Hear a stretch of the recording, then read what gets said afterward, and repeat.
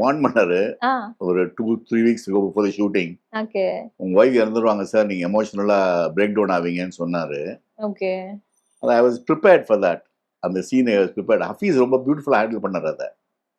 ரொம்ப break down ஆகாதீங்க sir, செட்டிலா பண்ணுங்கன்னு வார்ன் பண்ணிட்டே இருந்தாரு. ஏன்னா what will happen you tend to, ஏன்னா ஒரு பெரிய சிவாஜி கணேசன் ஃபேன் நான் ஓகே. பைத்தியம். ஆ.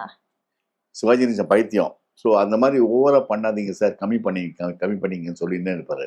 ம். அதனால சிவாஜி கணேசனை கம்மி பண்ண சீன்ஸ் எல்லாம் யோசிச்சு பார்ப்பேன். நெஞ்சிருக்கும் வரை ஆ. அதெல்லாம் யோசிச்சு பார்த்தேன். அதெல்லாம் பார்த்தேன், ஒரு வாட்டி ரிவைண்ட் பண்ணி பார்த்தேன். ஸ்கிரிப்ட் படிக்கும்போது நம்மளுக்கு தோணுமா, நான் ஸ்கிரிப்ட் படிக்கும் போதே அந்த சீன்ஸ் எழுதும் போதே தீபக் பியூட்டிஃபுல் ஸ்கிரிப்ட் ம். நமக்கு தோணும், இந்த மாதிரி பண்ணிக்கலாம், இங்க அமௌண்ட் பண்ணிக்கலாம், இங்க பிரேக் டவுன் ஆகலான்னு. ம். சிவாஜி கணேசன் ஞாபகம் வரும் எனக்கு. அட. அவர் மை எமோஷனல் ஹீரோ. ஓகே. அவர் ஞாபகம் வருவாரு. நான் பெருசா எந்த இதையும் கான்டெக்ட் பண்ண மாட்டேன். பட் எனக்கு என்ன ஒரு சின்ன சிமிலாரிட்டி என்னன்னா, இந்த சீரியல்ல என்னோட ஒய்ஃப் பேர் சாரதா, ஆ. ரியல் லைஃப்ல என் ஒய்ஃப் பேர் சாரதா. ஐயோ. ஸோ எனக்கு அந்த கனெக்ட் இருந்துச்சு பண்ற சீரியல் பூரா. ஓகே. ஸோ அந்த ட்ரூமா இருந்துச்சு, வச்சு முத்துக்கிறேன்.